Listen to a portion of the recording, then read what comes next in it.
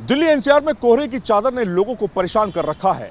कैसे ड्राइव करें, हाईवे पर जाएं तो कैसे संभल कर जाएं, क्योंकि लगातार एक्सीडेंट्स बढ़ते जा रहे हैं।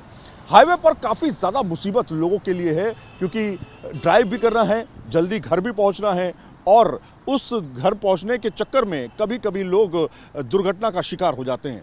हम आज आपको बताएंगे न्यूज़ नेशन पे कि किस तरह से आपको ड्राइव करना है, हाईवे पर कैसे, शहर में कैसे, स्पीड कितनी रखनी है और किस तरह से आपको मूवमेंट करने हैं। ज़रूरी नहीं है तो ड्राइव को अवॉइड कीजिए अगर घना कोहरा हो।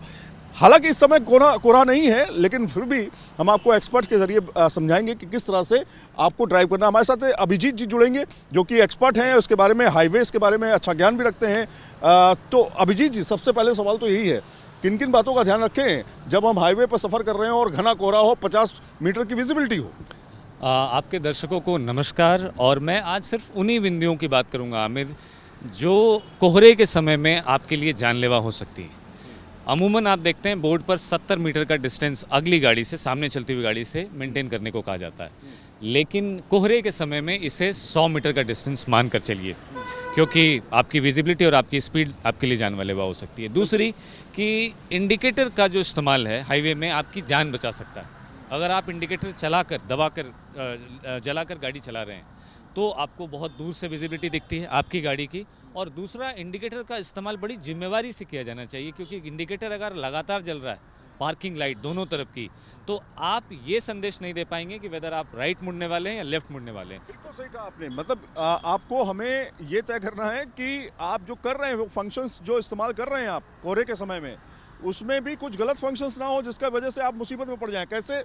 दरअसल ये गाड़ी देखिए, इस गाड़ी में इंडिकेटर्स जो हैं और फॉग लाइट जो है वो बाकायदा यहाँ पर दी गई है। फॉग लाइट का आप इस्तेमाल कर सकते हैं और साथ में जो आपकी पार्किंग लाइट है उसका भी आप इस्तेमाल कर सकते हैं। लेकिन पार्किंग लाइट यानी कि हज़ार्ड लाइट, उसका इस्तेमाल करिए। लेकिन जब आपको राइट या लेफ्ट टर्न होना है तब आपको, आपने कहा कि उसको बंद करना है, पहले हज़ार्ड लाइट को बंद करना है, यानी पार्किंग लाइट को बंद करना है, तब आपको लेफ्ट या राइट का इंडिकेशन देना है, ताकि ऐसा ना हो कि आपको लगे कि आपने राइट और टर्न, लेफ्ट का टर्न दे दिया है और अब काम हो गया है। इससे मुसीबत हो सकती है। और क्या क्या पॉइंट्स होंगे?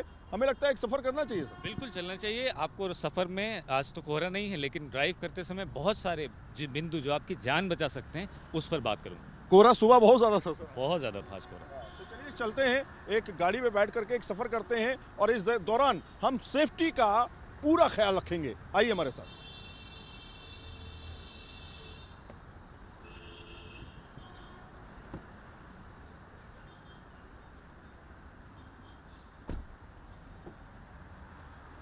चलो चलो चलो।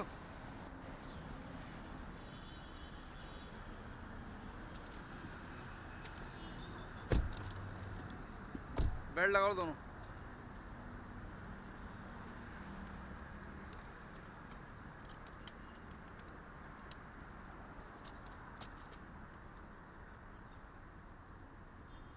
थोड़ा सा चला लीजिए सर, हल्का सा चला के।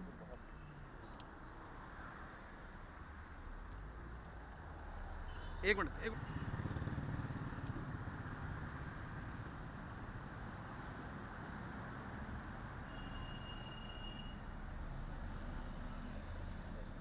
Rolling rolling question, rolling rolling rolling rolling question कर लो वैसे। तो सर कुल मिलाकर के ये है कि हमें जो रोलिंग रोलिंग तो रोलिंग। तो अब हम निकल चुके हैं एक सफ़र में। सफ़र इसलिए ताकि आपकी जान और आप दुर्घटना से बच सके। फॉग कंडीशन में 30 मीटर की विजिबिलिटी हो, 100 मीटर की विजिबिलिटी हो, 50 मीटर की विजिबिलिटी हो, कैसे ड्राइव करें। इस समय हमारे साथ में एक्सपर्ट अभिजीत जी जुड़े हुए हैं जो हमें समझाएंगे वो बारीकियां जब आप फॉग कंडीशन में गाड़ी ड्राइव कर रहे हों और सेफली अपने गंतव्य तक पहुंचें, क्योंकि आपकी जान की कीमत बहुत ज़्यादा है, इसलिए आपको सावधान रहने की ज़रूरत है।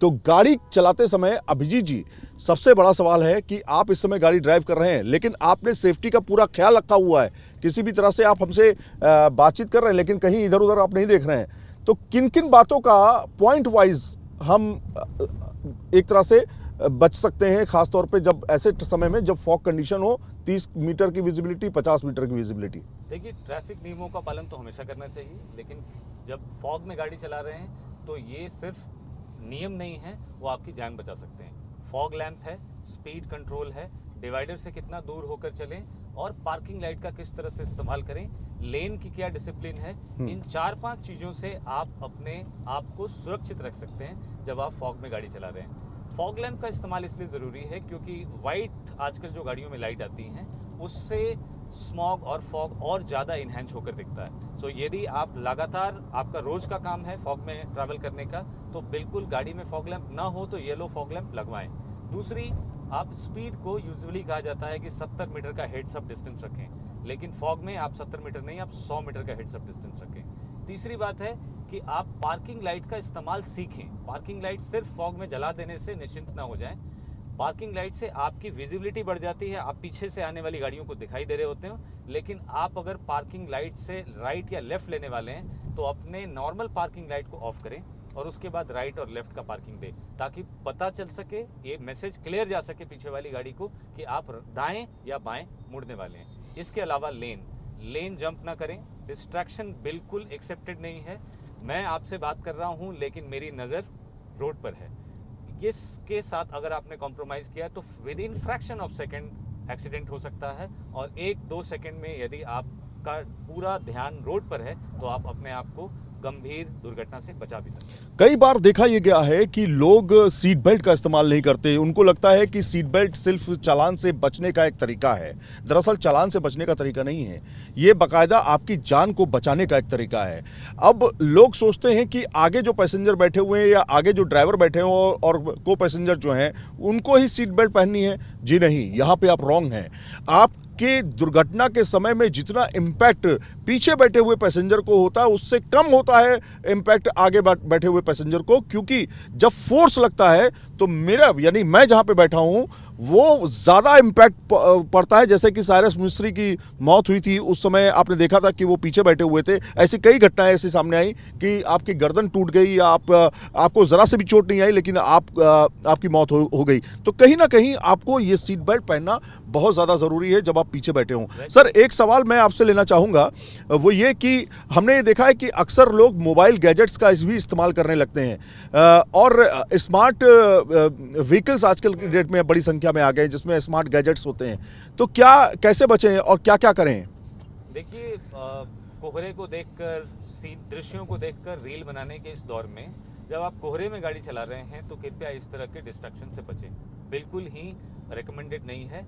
दूसरी एक बड़ी बात है, जिस तरह से आपने कहा पीछे सीट बेल्ट, वैसे ही जो लोग गाड़ी नहीं चला रहे हैं लेकिन सड़कों के किनारे या तो गाड़ी पार्क करके खड़े हैं या फिर सड़क को क्रॉस कर रहे हैं, उन्हें भी इस बात का खासा ध्यान रखना चाहिए कि जब तक पार्किंग लेन या ले न मिले तब तक वो गाड़ी कोहरे में इसी तरह इंडिकेटर जलाकर भी खड़ा ना करें, क्योंकि वो सिर्फ अपने लिए ही नहीं बल्कि जो आ रही गाड़ियां हैं उनके लिए भी दुर्घटना का एक कारण बन सकते हैं।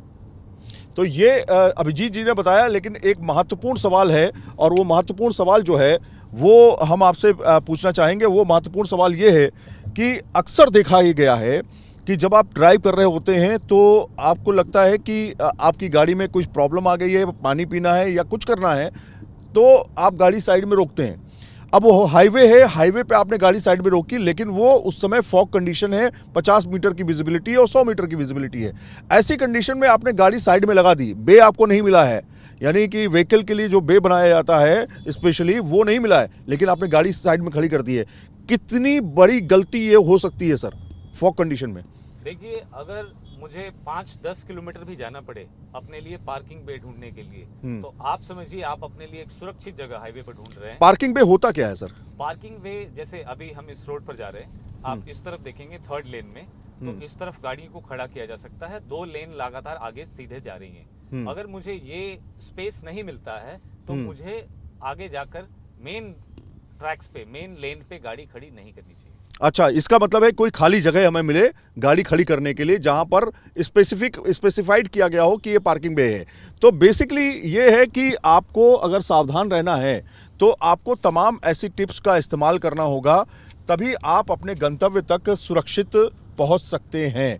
अन्यथा जिस तरह से लगातार एक्सीडेंट्स हो रहे हैं हर साल, आपको बताएं, और ये आंकड़ा बढ़ जाता है जब कोहरे का समय आता है। हर साल करीब 1.5 लाख लोगों की मौत होती है और 4.5 लाख लोग दुर्घटना का शिकार होते हैं। उसमें सबसे ज़्यादा जो आंकड़ा आया उसमें ये कि जो कोहरे का समय होता है उसमें काफ़ी ज़्यादा दुर्घटनाएं होती हैं, और उसकी वजह ये होती है कि दुर्घटना के समय आपका डिस्ट्रैक्शन होना, गाड़ी से आपका कंट्रोल खो देना और उसके बाद एक दुर्घटना का शिकार होना। तो ये सारे पॉइंट्स थे जो अभिजीत जी ने समझाए। आशा करते हैं कि ये इससे आपको ये समझ में आएगा कि कम से कम गाड़ी को हाईवे पे कैसे ड्राइव करें। वीडियो जर्नलिस्ट सुभाष चंद्रा के साथ सैयद आमिर हुसैन, न्यूज़ नेशन, दिल्ली।